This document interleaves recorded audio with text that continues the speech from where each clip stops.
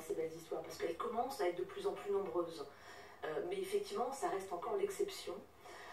Moi, j'encourage tout le monde à lire un livre que j'ai pas écrit, hein, donc j'ai pas d'action. C'est le livre de Lalou qui s'appelle Reinventing Organization.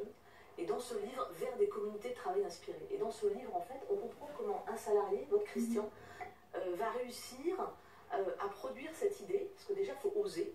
Et puis surtout que cette idée va être utilisée. Parce que dans beaucoup d'entreprises, malheureusement, on en a des Christians. Mais les idées, elles restent à la cave. Parce qu'au-dessus, vous avez un manager qui, malheureusement, n'a pas encore, lui, fait sa mue et sa transformation.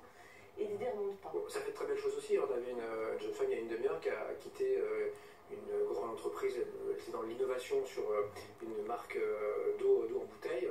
Elle n'a pas cité, mais bon, il n'y en a pas 40 000. Et elle est partie au bout de 8 ans pour monter sa start-up aux US. Donc ça peut faire des belles histoires. Mais ça ne reste pas dans l'entreprise. Ça, c'est sûr. Ça reste pas dans l'entreprise. C'est pas elle qui en bénéficie. Et si vous me posez la question, qu'est-ce qu'on pourrait faire dans l'entreprise pour que ça reste,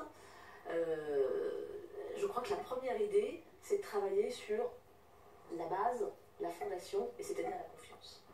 Et la confiance, c'est un truc très compliqué, parce qu'on a beau le dire, on ne peut pas dire, voilà, je vais mettre la confiance comme ça et ça vient. Et pour ça, ça nécessite de travailler sur un modèle plus global. Alors, je ne sais pas si je peux vous parler ici de l'arbre de confiance, mais l'arbre de confiance, c'est un modèle qui a été... je ne sais pas si on peut le voir. Montrez-le, ouais, montrez-le. Je montre tout ça, ils sont les caméras. Il ne bouge plus, là, comme ça.